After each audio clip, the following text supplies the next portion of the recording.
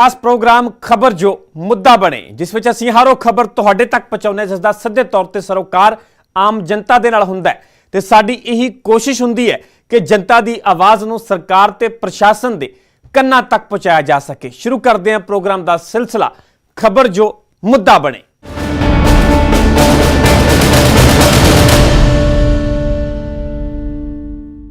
सब तो पहली खबर ਅੰਮ੍ਰਿਤਸਰ ਤੋਂ ਹੈ ਜਿੱਥੇ ਕਾਨੂੰਨ ਵਿਵਸਥਾ ਸਵਾਲਾਂ ਦੇ ਘੇਰੇ ਵਿੱਚ ਹੈ ਤੇ ਚੋਰਾਂ ਦੇ ਹੌਸਲੇ ਬੁਲੰਦ ਨਜ਼ਰ ਆ ਰਹੇ ਨੇ। ਇੱਕ ਤਾਜ਼ੀ ਵਾਰਦਾਤ ਨੇ ਪੁਲਿਸ ਨੂੰ ਮੁੜ ਸ਼ੀਸ਼ਾ ਵਿਖਾ ਦਿੱਤਾ ਹੈ। ਅਜਿਹਾ ਹੀ ਇੱਕ ਚੋਰ ਸੀਸੀਟੀਵੀ ਦੇ ਵਿੱਚ ਕੈਦ ਹੋਇਆ ਜੋ ਮੋਟਰਸਾਈਕਲ ਤੇ ਸਵਾਰ ਹੋ ਕੇ ਇੱਕ ਗਲੀ ਦੇ ਵਿੱਚ ਦਾਖਲ ਹੁੰਦਾ ਹੈ। ਪਹਿਚਾਣ ਨਾ ਹੋ ਸਕੇ ਇਸ ਕਰਕੇ ਮੂੰਹ ਵੀ ਪੂਰੀ ਤਰ੍ਹਾਂ ਢੱਕਿਆ ਗਿਆ ਤੇ ਫਿਰ ਕੈਮਰੇ ਦੇ ਵਿੱਚ ਕੀ ਕੁਝ ਕੈਦ ਹੁੰਦਾ ਹੈ ਇਹ ਰਿਪੋਰਟ ਵੇਖੋ।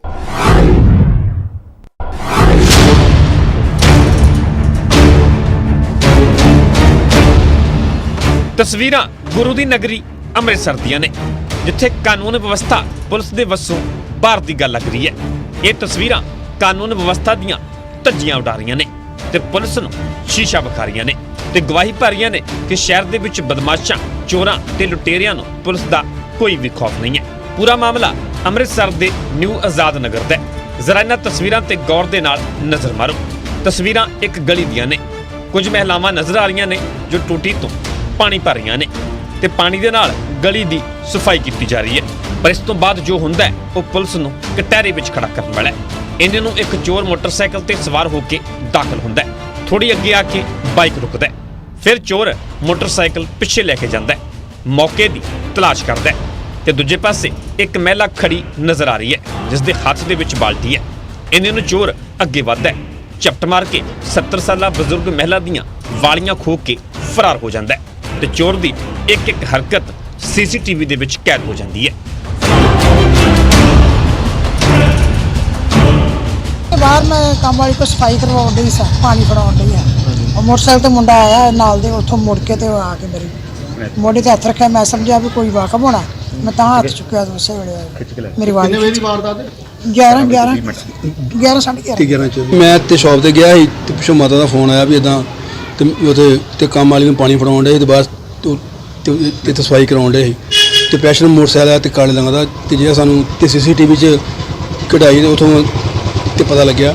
ਉਹ ਤੋਂ ਦੋ ਨੇ ਪਹਿਲਾਂ ਚੱਕਰ ਲਾਇਆ ਤੇ ਤੀਜੇ ਚੱਕਰ ਜਦੋਂ ਤੇ ਮੌਕਾ ਪਾ ਗਏ ਤੇ ਕੰਨ ਚੋਂ ਤੇ ਟੋਪਸ ਚੇਨ ਵਾਲਾ ਤੇ ਝਪੜ ਮਾਰ ਕੇ ਤੇ ਖੋਹ ਕੇ ਲੈ ਗਿਆ। ਚੋਰ ਕਾਨੂੰਨ ਵਿਵਸਥਾ ਦੀਆਂ ਧੱਜੀਆਂ ਉਡਾ ਰਹੇ ਨੇ, ਬਜ਼ੁਰਗ ਮਹਿਲਾਵਾਂ ਨੂੰ ਆਪਣਾ ਸ਼ਿਕਾਰ ਬਣਾ ਰਹੇ ਨੇ। पर पुलिस उही रटिया रटाया तो पुराना जवाब दे रही है कि सीसीटीवी कब्जे दे विच ले ली गई है, जांच शुरू कर दी गई है तो जल्द मुलजम नूं गिरफ्तार कर लिया जाएगा। मोटरसाइकिल ते नौजवान आया तो झपट मार के मेरी माता के कान दे नालों टॉप्स तोड़ के लै गया। मौके ते पहुंचे ये जी न्यू आजाद नगर है जी। हाँ सीसीटीवी फुटेज चेक कर ली है, देख रहे हैं उन्होंने पछाण कर रहे हैं, बनती कार्रवाई अमल च लै रही है। ਹੁਣ ਇਨ੍ਹਾਂ ਤਸਵੀਰਾਂ ਤੇ ਜਰਾ ਨਜ਼ਰ ਮਾਰੋ। ਅੰਮ੍ਰਿਤਸਰ ਦੇ ਪਿੰਡ ਸੰਗਤਪੁਰਾ 'ਚ ਲੁਟੇਰਿਆਂ ਦੇ ਵੱਲੋਂ ਲੁੱਟ ਦੀ ਵਾਰਦਾਤ ਨੂੰ ਅੰਜਾਮ ਦਿੱਤਾ ਗਿਆ। ਦਹਿਸ਼ਤ ਦੀਆਂ ਖੌਫ ਦੀਆਂ ਤਸਵੀਰਾਂ ਸੀਸੀਟੀਵੀ ਦੇ ਵਿੱਚ ਕੈਦ ਹੋਈਆਂ ਨੇ। 3 ਲੁਟੇਰੇ ਨਜ਼ਰ ਆ ਰਹੇ ਨੇ। ਇੱਕ ਲੁਟੇਰੇ ਦੇ ਹੱਥ ਦੇ ਵਿੱਚ ਪਿਸਤੌਲ ਤੇ ਪਿਸਤੌਲ ਪੰਪ ਦੇ ਕਰਿੰਦੇ ਤੇ ਤਾਣ ਦਿੰਦਾ ਹੈ। ਹੁਣ ਇਨ੍ਹਾਂ ਤਸਵੀਰਾਂ ਤੇ ਨਜ਼ਰ ਮਾਰੋ। ਇੱਕ ਲੁਟੇਰਾ ਪਿਸਤੌਲ ਵਿਖਾ ਕੇ ਦਹਿਸ਼ਤ ਫੈਲਾਉਂਦਾ ਹੈ। एक लुटेरा पहला ही मोटरसाइकिल ते सवार है जो फरार होने के लिए तैयार बर तैयार नजर आ रहा है ते एक लुटेरा पेट्रोल पंप के करिंदियां दे कोल पहुंचदा है ते करिंदे गोली के डर तो जो कुछ भी कोल है लुटेरे के हवाले कर देंदे ने ते लुटेरे 5000 रुपए ते हथ साफ करके फरार हो जाते हैं। बाइक के नंबर कारण लुटेरियां की पहचान ना हो सके इस करके नंबर प्लेट ते मिट्टी लगाई गई। लुट तो पहला दहशत पैदा करने के लिए हवाई फायर भी कड्ढे गए ते आसानी दे नाल वारदात नूं अंजाम दे के फरार हो गए। 3 जने आए ਅੰਮ੍ਰਿਤਸਰ ਵੱਲੋਂ, ਉਹਨਾਂ ਪਹਿਲਾਂ 150 ਦਾ ਤੇਲ ਪਵਾਇਆ ਆ। ਇੱਥੇ ਐਕਟਿਵਾ ਇੱਕ ਲੱਗੀ ਸੀ, ਉਹਨੂੰ ਵੇਖਦੇ ਫਿਰ ਉਹਨਾਂ ਮੋੜ ਕੇ ਮੋਟਰਸਾਈਕਲ ਇੱਧਰ ਲਾਇਆ, ਤੇਲ ਪਵਾ ਕੇ ਐਕਟਿਵਾ ਨਿਕਲੀ ਆ। ਬੰਦਾ ਉੱਥੇ ਖਲੋਤਾ ਆ, ਉਹਨੂੰ ਆਵਾਜ਼ ਮਾਰੀ ਉਰੇ ਆ, ਉਹਦੇ ਪੈਂਦਿਆਂ ਗਲ ਤੋਂ ਫੜਿਆ, ਉਹਨਾਂ ਦੇ ਜਿੰਨੇ ਪੈਸੇ ਹੈਗੇ ਦੇ। ਬੰਦਾ ਡਰਦਾ ਕਾਹਦੇ ਪੈਸੇ ਦਈਏ, ਅੱਗੋਂ ਉਹਨੇ ਦੂਸਰੇ ਨੇ ਪਿਸਤੌਲ ਕੱਢਿਆ, ਸਿੱਧਾ ਉਹਦੇ ਪੈਰ 'ਚ ਗੋਲੀ ਮਾਰੀ। 3 नौजवान मोटरसाइकिल हीरो होंडा स्पलेंडर ते सवार होके आए जिन्होंने पिस्टल का एक फायर करके ਪੈਟਰੋਲ ਪੰਪ ਦੇ ਕਰਿੰਦਿਆਂ ਤੋਂ ਕਰੀਬ 5000 ਰੁਪਏ ਨਕਦੀ ਖੋਹ ਕੇ ਅੰਮ੍ਰਿਤਸਰ ਨੂੰ ਫਰਾਰ ਹੋ ਗਏ, ਜੋ ਸੀਸੀਟੀਵੀ ਕੈਮਰਿਆਂ ਦੀ ਫੁਟੇਜ ਖੰਗਾਲ ਕੇ ਦੋਸ਼ੀਆਂ ਨੂੰ ਗ੍ਰਿਫਤਾਰ ਕਰਨ ਦੀ ਪੂਰੀ ਕੋਸ਼ਿਸ਼ ਕੀਤੀ ਜਾ ਰਹੀ ਹੈ। ਪੁਲਿਸ ਵੱਲੋਂ ਮੁਲਜ਼ਮਾਂ ਦੀ ਗ੍ਰਿਫਤਾਰੀ ਦੇ ਦਾਅਵੇ ਹਰ ਵਾਰ ਹੁੰਦੇ ਨੇ, ਪਰ ਨਾ ਮੁਲਜ਼ਮ ਸ਼ਿਕੰਜੇ ਵਿੱਚ ਆਉਂਦੇ ਨੇ ਤੇ ਨਾ ਹੀ ਅਜਿਹੀਆਂ ਵਾਰਦਾਤਾਂ ਰੁਕਦੀਆਂ ਨੇ। ਖੈਰ, ਇਸ ਵਾਰਦਾਤ ਨੂੰ ਲੈ ਕੇ ਪੁਲਿਸ ਕੀ ਕਾਰਵਾਈ ਕਰਦੀ ਹੈ, ਇਸ ਦਾ ਇੰਤਜ਼ਾਰ ਰਹੇਗਾ। ਅੰਮ੍ਰਿਤਸਰ ਤੋਂ ਅਮਿਤ ਸ਼ਰਮਾ, ਨਿਊਜ਼ 18 ਪੰਜਾਬ।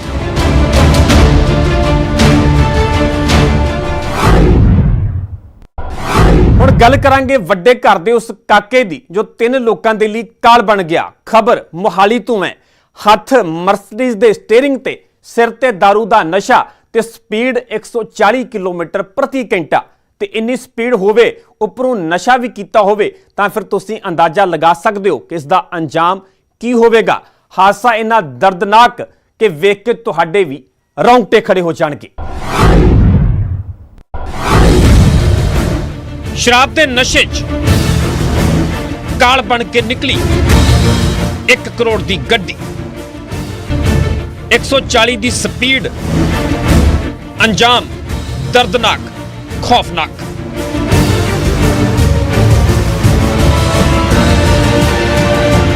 ਸ਼ਰਾਬ ਦੇ ਨਸ਼ੇ ਦੇ ਵਿੱਚ ਅਜਿਹਾ ਚੂਰ ਸੀ ਕਿ ਮਰਸੀਡੀਜ਼ ਨਹੀਂ ਜਿਵੇਂ ਮੌਤ ਦੌੜ ਰਹੀ ਹੋਵੇ। ਇਹੀ ਹੈ ਉਹ ਕਾਤਿਲ ਕਾਰ।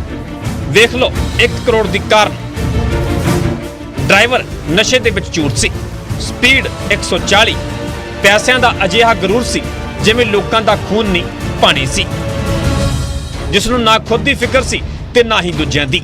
ਮੋਹਾਲੀ ਦੀਆਂ ਸੜਕਾਂ ਤੇ ਸ਼ਨੀਵਾਰ ਨੂੰ ਮੌਤ ਦੌੜ ਰਹੀ ਸੀ ਤੇ ਇਸ ਨੂੰ ਦੌੜਾਉਣ ਵਾਲਾ ਕੋਈ ਹੋਰ ਨਹੀਂ, 18 ਸਾਲ ਦਾ ਇਹ ਹੈ ਰਈਸਜ਼ਾਦਾ, ਜਿਸ ਦੇ ਕੋਲ ਨਾ ਲਾਇਸੈਂਸ ਸੀ ਤੇ ਨਾ ਹੀ ਗੱਡੀ ਚਲਾਉਣ ਦਾ ਕੋਈ ਸਲੀਕਾ। ਜਿਹੜਾ ਸਮਰੱਥ ਹੈਗਾ, ਜਿਹੜਾ ਗੱਡੀ ਨੂੰ ਚਲਾ ਰਿਹਾ ਸੀਗਾ, ਉਹਨੂੰ ਅਰੈਸਟ ਕਰ ਲਿਆ। ਔਰ ਜਿਹੜੇ ਨਾਲ 2 ਕੋ ਪੈਸੇਂਜਰ ਸੀਗੇ, ਉਹਨਾਂ ਨੂੰ ਆਇਡੈਂਟੀਫਾਈ ਕਰਕੇ ਅਸੀਂ ਉਹਨਾਂ ਦੇ ਅਗੇਂਸਟ ਵੀ ਐਫਆਈ ਲੌਂਚ ਕੀਤੀ ਹੈ, ਪ੍ਰਭਨੂਰ ਔਰ ਅਰਜੁਨ, ਔਰ ਉਹਨਾਂ ਦੀ ਭਾਲ ਜਾਰੀ ਹੈ ਜੀ। ਉਹ ਵੀ ਜਲਦ ਤੋਂ ਜਲਦ ਜਿਹੜੇ ਉਹ ਗ੍ਰਿਫਤਾਰ ਕਰ ਲਏ ਜਾਣਗੇ। ਆਪਣੇ 2 ਦੋਸਤਾਂ ਦੇ ਨਾਲ 18 ਸਾਲ ਦਾ ਇਹ ਮੁਲਜ਼ਮ ਆਪਣੀ ਮਰਸੀਡੀਜ਼ ਗੱਡੀ ਦੇ ਨਾਲ ਮौज ਮਸਤੀ ਤੇ ਨਿਕਲਿਆ ਸੀ। ਸਵੇਰ ਦਾ ਸਮਾਂ ਸੀ, ਖਾਲੀ ਸੜਕ ਸੀ, ਉੱਪਰੋਂ ਸ਼ਰਾਬ ਦਾ ਨਸ਼ਾ। ਪਹਿਲਾਂ ਤਾਂ ਟ੍ਰੈਫਿਕ ਸਿਗਨਲ ਤੋੜਿਆ, ਫਿਰ ਇੱਕ ਕਾਰ ਤੇ 2 ਸਾਈਕਲ ਸਵਾਰਾਂ ਨੂੰ ਟੱਕਰ ਮਾਰ ਦਿੱਤੀ। ਹਾਦਸਾ ਇੰਨਾ ਜ਼ਬਰਦਸਤ ਸੀ ਕਿ ਗੱਡੀ ਦੇ ਪਰਖੱਚੇ ਉੱਡ ਗਏ।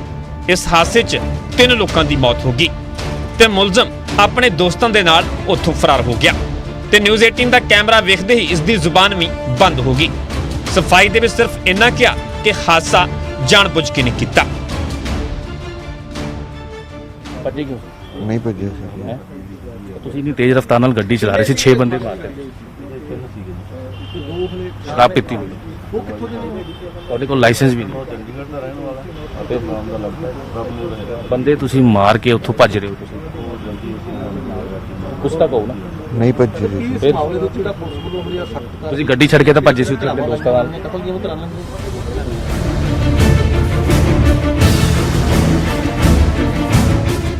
ਮੁਲਜ਼ਮ ਨੌਜਵਾਨ ਸ਼ਰਾਬ ਦੇ ਨਸ਼ੇ ਦੇ ਵਿੱਚ 3 ਲੋਕਾਂ ਦੇ ਲਈ ਕਾਲ ਬਣ ਕੇ ਨਿਕਲਿਆ ਸੀ। ਪੁਲਿਸ ਨੂੰ ਗੱਡੀ ਤੋਂ ਸ਼ਰਾਬ ਦੀਆਂ ਬੋਤਲਾਂ ਵੀ ਮਿਲੀਆਂ ਨੇ ਤੇ ਪੁਲਿਸ ਨੇ ਧਾਰਾ 304 ਦੇ ਤਹਿਤ ਮਾਮਲਾ ਦਰਜ ਕਰ ਲਿਆ ਤੇ ਨਾਲ ਹੀ ਇਸ ਦੇ 2 ਸਾਥੀਆਂ ਅਰਜੁਨ ਤੇ ਪ੍ਰਭਨੂਰ ਦੀ ਤਲਾਸ਼ ਦੇ ਵਿੱਚ ਜੁਟ ਗਈ ਹੈ।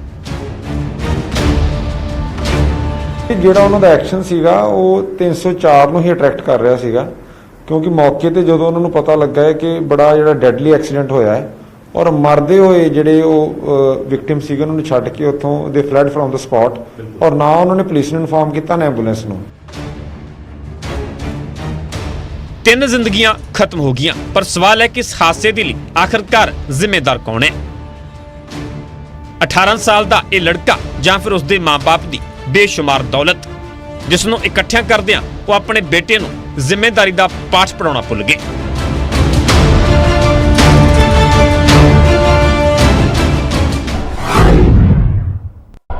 ਖਬਰ ਕਰਨਾਲ ਤੋਂ ਹੈ, ਜਿੱਥੇ ਇੱਕ ਕਲੋਨਾਈਜ਼ਰ ਨੇ ਖੁਦਕੁਸ਼ੀ ਕਰਨ ਦੀ ਕੋਸ਼ਿਸ਼ ਕੀਤੀ, ਜਿਸ ਨੇ ਇੱਕ ਨੋਟ ਤੇ ਵੀਡੀਓ ਰਿਕਾਰਡ ਕੀਤਾ ਹੈ ਤੇ ਕਈ ਲੋਕਾਂ ਨੂੰ ਕਟਹਿਰੇ ਵਿੱਚ ਖੜਾ ਕਰ ਦਿੱਤਾ ਹੈ। ਇਲਜ਼ਾਮਾਂ ਦੇ ਘੇਰੇ ਦੇ ਵਿੱਚ ਵੱਡੇ ਅਫਸਰ ਤੋਂ ਲੈ ਕੇ ਪ੍ਰਾਪਰਟੀ ਦਾ ਕੰਮ ਕਰਨ ਵਾਲੇ ਕੁਝ ਲੋਕ ਨੇ। ਪੂਰਾ ਮਾਮਲਾ ਕੀ ਹੈ, ਇਹ ਰਿਪੋਰਟ ਵੇਖੋ।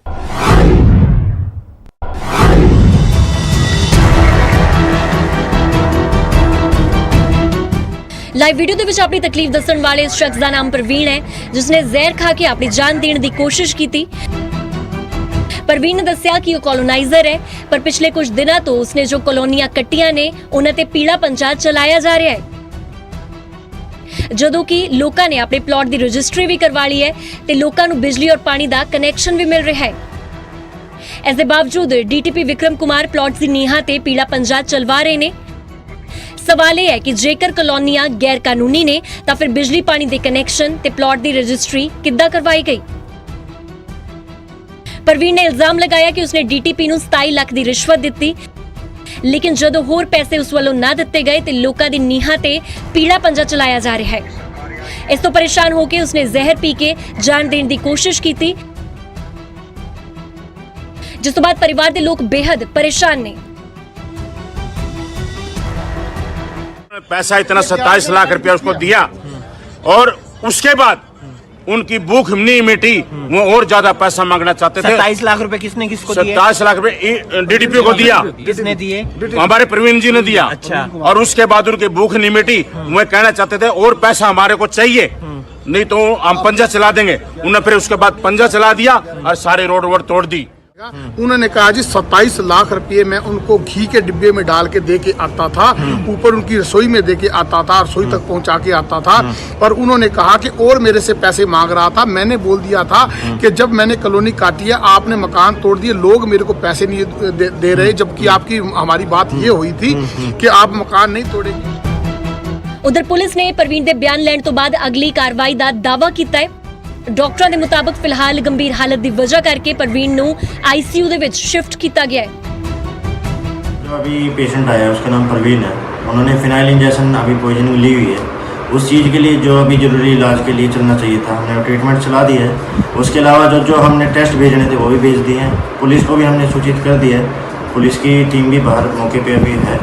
जो आगे की कार्रवाई होगी 24 से 48 घंटे के बाद उनकी जो आगे की रिपोर्ट रहेंगी वो आप लोगों को हमसे। फिलहाल कॉलोनाइजर प्रवीण की हालत गंभीर बनी हुई है।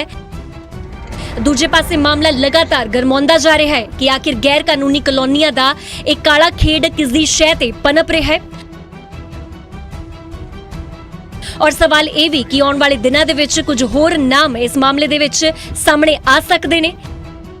पुलिस फिलहाल मामले की जांच दे विच जुट गई है। करनाल तो हिमांशु नारंग, न्यूज़ 18 पंजाब।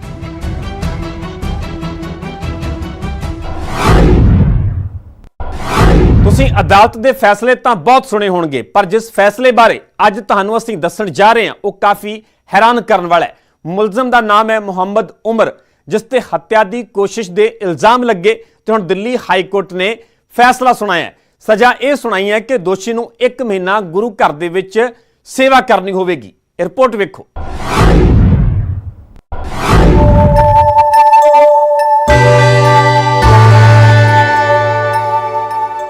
ਮੁਲਜ਼ਮਾਂ ਨੂੰ ਕੋਰਟ ਵੱਲੋਂ ਸਜ਼ਾ ਮਿਲਣ ਦੀਆਂ ਕਈ ਖਬਰਾਂ ਤੁਸੀਂ ਸੁਣੀਆਂ ਹੋਣਗੀਆਂ, ਲੇਕਿਨ ਦਿੱਲੀ ਹਾਈ ਕੋਰਟ ਦਾ ਇਹ ਫੈਸਲਾ ਅਨੋਖਾ ਹੈ। 21 ਸਾਲ ਦੇ ਮੁਹੰਮਦ ਉਮਰ ਨੂੰ ਦੇਖੋ, ਜਿਸ ਦਾ ਗਵਾਂਢੀ ਦੇ ਨਾਲ ਝਗੜਾ ਹੋਇਆ ਔਰ ਕੁੱਟਮਾਰ ਤੋਂ ਬਾਅਦ ਗਵਾਂਢੀ ਗੰਭੀਰ ਰੂਪ ਨਾਲ ਜ਼ਖਮੀ ਹੋ ਗਿਆ ਤੇ ਮੁਹੰਮਦ ਉਮਰ ਤੇ ਕਤਲ ਦੀ ਕੋਸ਼ਿਸ਼ ਦਾ ਮੁਕੱਦਮਾ ਸ਼ੁਰੂ ਹੋ ਗਿਆ। जिस तो बाद कोर्ट ने उमर के गुस्से मैनेज करने के मकसद नाल समझौते वेले उसनू 1 महीने गुरुद्वारे विच सेवा करने की सजा सुनाई, जिसदा उमर के वकील ने भी स्वागत किया।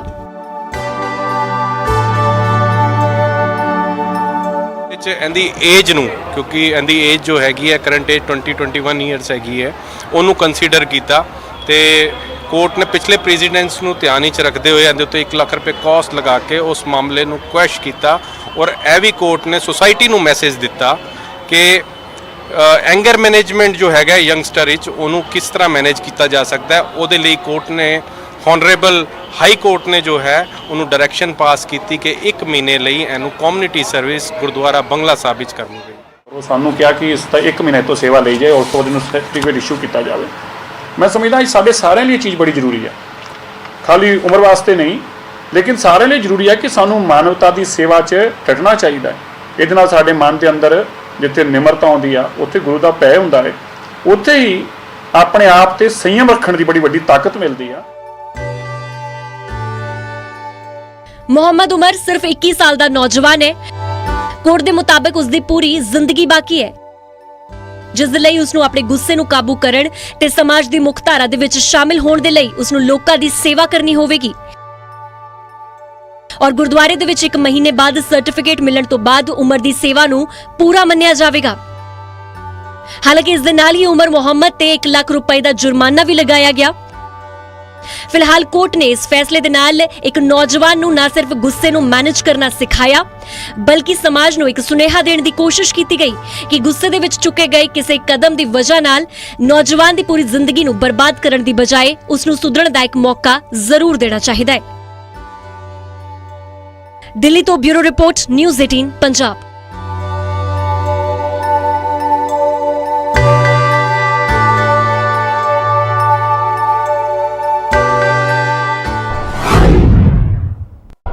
ਹੁਣ ਗੱਲ ਕਰਾਂਗੇ ਅਜਿਹੇ ਮੁੱਦੇ ਦੀ ਜਿਸ ਨੂੰ ਸਰਕਾਰਾਂ ਨੇ ਕਦੇ ਗੰਭੀਰਤਾ ਦੇ ਨਾਲ ਲਿਆ ਹੀ ਨਹੀਂ, ਤੇ ਜੇ ਅਜੇ ਵੀ ਧਿਆਨ ਨਾ ਦਿੱਤਾ ਗਿਆ ਤਾਂ ਆਉਣ ਵਾਲੀਆਂ ਪੀੜ੍ਹੀਆਂ ਨੂੰ ਇਸ ਦਾ ਖਮਿਆਜ਼ਾ ਭੁਗਤਣਾ ਪਵੇਗਾ। ਅਸੀਂ ਗੱਲ ਕਰ ਰਹੇ ਹਾਂ ਲਗਾਤਾਰ ਦਰਖਤਾਂ ਦੀ ਹੋ ਰਹੀ ਕਟਾਈ ਦੀ। ਜੋ ਕੰਮ ਸਰਕਾਰ ਨੂੰ ਕਰਨਾ ਚਾਹੀਦਾ ਹੈ, ਜੋ ਗੰਭੀਰਤਾ ਪ੍ਰਸ਼ਾਸਨ ਨੂੰ ਵਿਖਾਉਣੀ ਚਾਹੀਦੀ ਹੈ, ਉਹ ਬੀੜਾ ਨੌਜਵਾਨਾਂ ਨੇ ਚੁੱਕ ਲਿਆ। ਇਹ ਰਿਪੋਰਟ ਵੇਖੋ।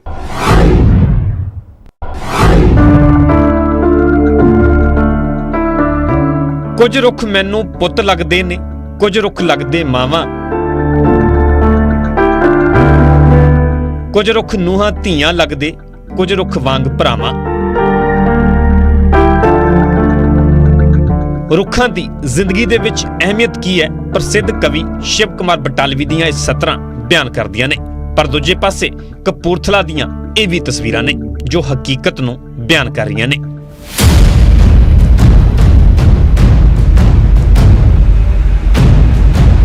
ਦਰਖਤਾਂ ਦੀ ਹੋ ਰਹੀ ਕਟਾਈ, ਕੁਝ ਦਰਖਤ ਬੇਜਾਨ ਜ਼ਮੀਨ ਤੇ ਡਿੱਗੇ ਹੋਏ ਨੇ ਤੇ ਦੂਜੇ ਪਾਸੇ ਸੜਕ ਤੇ ਖੜੇ ਇਹ ਨੌਜਵਾਨ ਜਿਨ੍ਹਾਂ ਦੇ ਹੱਥਾਂ ਦੇ ਵਿੱਚ ਵੱਖ-ਵੱਖ ਸਲੋਗਨ ਨਜ਼ਰ ਆ ਰਹੇ ਨੇ ਤੇ ਨਾਰਾ, ਮਕਸਦ ਤੇ ਸੁਨੇਹਾ ਇੱਕੋ ਹੀ ਹੈ ਕਿ ਅਜਿਹਾ ਕਹਿਰ ਨਾ ਵਰਤਾਓ, ਵਾਤਾਵਰਣ ਦੀ ਬਰਬਾਦੀ ਨਾ ਕਰੋ, ਲੋਕਾਂ ਨੂੰ ਜਾਨ ਬਖਸ਼ਣ ਵਾਲੇ ਇਹਨਾਂ ਦਰਖਤਾਂ ਦੀ ਕਟਾਈ ਨਾ ਕਰੋ।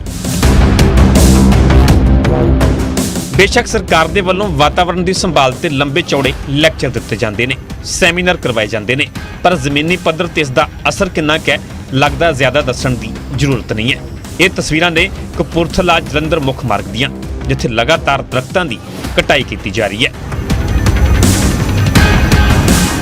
ਅੱਜ ਅਗਰ ਰੁੱਖਾਂ 'ਚੋਂ ਲਹੂ ਨਿਕਲਦਾ ਹੁੰਦਾ ਜਾਂ ਸਾਡੇ ਪਾਣੀ ਜਿੰਨਾ ਪੰਜਾਬ 'ਚ ਪਾਣੀ ਵੇਸਟ ਹੁੰਦਾ ਆ, ਜੇ ਪਾਣੀ ਬੋਲਦੇ ਹੁੰਦੇ ਤਾਂ ਮੈਂ ਦੇਖਦਾ ਕਿ ਇੱਥੇ ਜਿਹੜੀਆਂ ਸੜਕਾਂ ਪੰਜਾਬ ਦੀਆਂ ਇਹਨਾਂ ਉੱਤੇ ਰੁਧਾਵਲੀ ਹੋਣੀ ਸੀਗੀ ਔਰ ਇੱਥੇ ਖੂਨ ਦੀਆਂ ਲਹਿਰਾਂ ਵਗਣੀਆਂ ਸੀਗੀਆਂ, ਕਿਉਂਕਿ ਰੁੱਖ ਜਿਹੜੇ ਆ ਉਹਨਾਂ 'ਚੋਂ ਖੂਨ ਨਹੀਂ ਨਿਕਲਦਾ ਹੈਗਾ। ਜਿਹੜਾ ਪਾਣੀ ਇੱਥੇ ਬਰਬਾਦ ਹੋ ਰਿਹਾ ਆ, ਪਾਣੀ ਬੋਲ ਨਹੀਂ ਸਕਦਾ ਹੈਗਾ, ਜਿਸ ਕਰਕੇ ਇੱਥੇ ਸਾਨੂੰ ਇਹਨਾਂ ਦੀ ਜਿਹੜੀ ਆਵਾਜ਼ ਵਾ ਜਾਂ ਇਹਨਾਂ ਦੀ ਫੀਲਿੰਗਸ ਆ ਉਹ ਸਾਨੂੰ ਸਮਝ ਨਹੀਂ ਆਉਂਦੀ ਹੈਗੀ, ਅਸੀਂ ਮਹਿਸੂਸ ਨਹੀਂ ਕਰ ਪਾ ਰਹੇ ਹੈਗੇ। ਔਰ ਜੇ ਅਗਰ ਇਹ ਖੂਨ ਨਿਕਲਦਾ ਹੁੰਦਾ ਤੇ ਇਹਨਾਂ ਇੱਥੇ ਪੰਜਾਬ ਦੇ ਵਿੱਚ ਰੁਧਾਵਲੀ ਹੋਣੀ ਸੀਗੀ। ਦਰਖਤਾਂ ਦੀ ਕਟਾਈ ਦੇ ਵਿਰੁੱਧ ਮੁਹਿੰਮ ਦੀ ਸ਼ੁਰੂਆਤ ਮਕੈਨੀਕਲ ਇੰਜੀਨੀਅਰ ਗੁਰਪ੍ਰੀਤ ਸਿੰਘ ਦੇ ਵੱਲੋਂ ਕੀਤੀ ਗਈ, ਪਰ ਹੁਣ ਸਾਰਥਿਕ ਸੁਨੇਹਾ ਦੇਣ ਵਾਲਿਆਂ ਦਾ ਕਾਫਲਾ ਵੱਡਾ ਹੁੰਦਾ ਜਾ ਰਿਹਾ ਹੈ। ਕਈ ਨੌਜਵਾਨ ਤੇ ਰਾਹਗੀਰ ਇਸ ਮੁਹਿੰਮ ਦੇ ਵਿੱਚ ਸ਼ਾਮਲ ਹੋ ਗਏ ਨੇ। ਵਿਕਾਸ ਦੇ ਨਾਂ ਤੇ ਜਿਹੜੇ ਅੱਜ ਲੱਖਾਂ ਦਰਖਤ ਇਸ ਸਾਇੰਸ ਸਿਟੀ ਰੋਡ ਤੇ ਕੱਟ ਦਿੱਤੇ ਗਏ ਨੇ, ਬੜਾ ਦੁੱਖ ਲੱਗਿਆ ਆ। ਸਾਨੂੰ ਹਵਾ ਪਾਣੀ ਸਾਫ਼ ਸੁਥਰੇ ਸਭ ਨੂੰ ਚਾਹੀਦੇ ਨੇ, ਪਰ ਕੋਈ ਰੁੱਖ ਲਗਾ ਕੇ ਰਾਜੀ ਨਹੀਂ। ਵਿਕਾਸ ਦੇ ਨਾਂ ਤੇ ਲੱਖਾਂ ਰੁੱਖਾਂ ਦੀ ਕਟਾਈ ਹੋ ਗਈ। ਸਰਕਾਰਾਂ ਨੂੰ ਸੋਚਣਾ ਚਾਹੀਦਾ ਸੀ ਕਿ ਪਹਿਲਾਂ ਜਦੋਂ ਇਹ ਰੁੱਖ ਲਗਾਏ ਗਏ ਸੀ ਤਾਂ ਸੜਕ ਦਾ ਪਹਿਲਾਂ ਸੀਮਾ ਤੋਂ ਉਹਨਾਂ ਨੂੰ ਹੱਥ ਤੇ ਲਗਾਇਆ ਜਾਣਾ ਚਾਹੀਦਾ ਸੀ। ਅਸੀਂ ਕੋਈ ਵਿਵਾਦ ਦੇ ਲਈ ਇੱਥੇ ਖੜੇ ਨਹੀਂ ਹੋਏ ਕਿਸੇ, ਅਸੀਂ ਇੱਥੇ ਖੜੇ ਹੋਏ ਹਾਂ, ਅਸੀਂ ਸਰਕਾਰ ਨੂੰ ਕਹਿਣਾ ਚਾਹੁੰਦੇ ਹਾਂ ਵੀ ਜੇ ਤੁਸੀਂ ਡਿਵੈਲਪਮੈਂਟ ਕਰਨਾ ਚਾਹੁੰਦੇ, ਇਸ ਸਾਵਾਂ ਤੋਂ ਉੱਪਰ ਕੋਈ ਡਿਵੈਲਪਮੈਂਟ ਨਹੀਂ।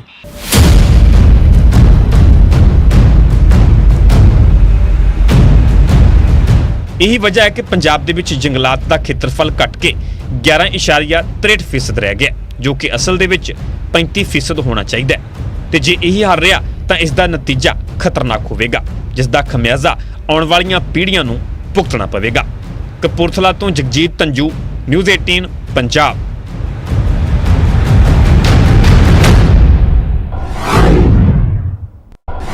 ਸੋ ਇਹ ਸੀ ਸਾਡਾ ਖਾਸ ਪ੍ਰੋਗਰਾਮ ਖਬਰ ਜੋ ਮੁੱਦਾ ਬਣੇ। ਕੱਲ ਕੁਝ ਹੋਰ ਖਬਰਾਂ ਦੇ ਨਾਲ, ਲੋਕਾਂ ਦੇ ਨਾਲ ਜੁੜੇ ਹੋਰ ਮੁੱਦਿਆਂ ਨੂੰ ਲੈ ਕੇ ਤੁਹਾਡੇ ਫਿਰ ਮੁਖਾਤਿਬ ਹੋਵਾਂਗੇ। ਤਦ ਤੱਕ ਪਰਮਿੰਦਰ ਤੇਜਾ ਨੂੰ ਦਿਓ ਇਜਾਜ਼ਤ। ਸਤਿ ਸ਼੍ਰੀ ਅਕਾਲ।